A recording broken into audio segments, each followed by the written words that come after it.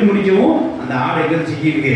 இவனுக்கு பின்னாக இருந்தாலும் சரி, முன்னாக இருந்தாலும் சரி, அவன் சுற்றி தான் ஆசீர்வாதம், அவன் காலில் நினைச்சிருக்கு. தேடி இந்த பின்னாக வார்த்தையை யோசித்து பாருங்க.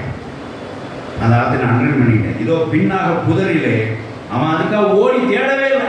இல்லை அங்கே மந்தை மேய்ச்சல் கேட்டதும் இல்லை. இல்லை அங்கே மந்தை மேய்ச்சல் பார்த்ததும் இல்லை.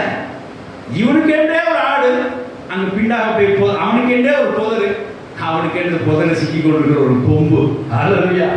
அந்த ஆட்டு கொம்பு போய் அந்த ஆட்டுக்கு நான் யோசனை, ஆட்டுக்கு கொம்பு இல்லைன்னு ஆடு சிக்கி இருக்குமா அப்படின்னு யோசனை. அதுக்கு ஒரு ஆடை வச்சு, ஆட்டுக்கு ஒரு கொம்பு வச்சு, கொம்புக்கு ஒரு புதரை வச்சு, கொம்பு சிக்கப்பட்டு அது இவன் கண்டு தெரிஞ்சு அது பின்னாக காணப்பட்டு அது பலிடுது. அப்படி இதெல்லாம் யாருக்காக ப்ரொவைடராக இருக்கு? இந்த ஆசீர்வாதம் யாருக்காக இருக்கு? தேடி வந்து ஆசீர்வாதமாய் கர்த்தர் ஆபிரகாமுக்கு முன்னாக வைத்தார், அல்லது வசன பிரகாரம் பின்னாக வைத்தார் என்று சொல்லலாம். ஹல்லேலூயா.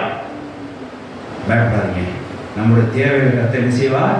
தேடி வந்து கர்த்தர் என்ன செய்வார்? நமக்கு பின்னாக ஒரு ஆசீர்வாதத்தை வைத்து, நம்ம கூடயே ஒரு ஆசீர்வாதத்தை வைத்து, விசேஷமாய் நம்ம தேடி ஒரு ஆசீர்வாதத்தை வைத்து, நம்ம அறியாத ஒரு ஆசீர்வாதத்தை கர்த்தர் நமக்கு கொடுப்பார். நான் கேட்டது தான், அந்த ஆடு அறியப்பட்ட ஆடா அறியாத ஆடா? ஆபிரகாமுக்கு தெரிஞ்ச ஆடா தெரியாத ஆடா? தெரியாத ஆடு தானே. ஏன்னா அவன் கேட்டால ஆட்டுக்குட்டி எங்கே போன கேட்டால. அப்போ என்ன சொன்னாங்க? கர்த்தர் பார்த்து கொள்வார்ப்பான். இல்லை அப்படிதான் பதில் சொல்லலாம். அப்போ ஆட்டுக்குட்டி அங்கே இருந்தது கன்ஃபார்ம் ஆகிடுச்சு. தேவ வசனம் சோத்திரம் உண்டாதாக ஆவான் என் மகனே, தேவன் நமக்கு தகனப்படி ஆட்டுக்குட்டியை பார்த்து கொள்வார் என்றான். அப்போ பாருங்க, இப்போ இவனுக்கு அறியாத ஒரு ஆடு, ஒரு அறியப்படாத ஒரு ஆடு, ஒரு ஆசீர்வாதத்தை கர்த்தர் அவன் போய் தேடி எடுக்காதபடிக்கு அவன் காலடியிலே கிடைக்க முடியாது செய்தார். அவனுடைய நீடு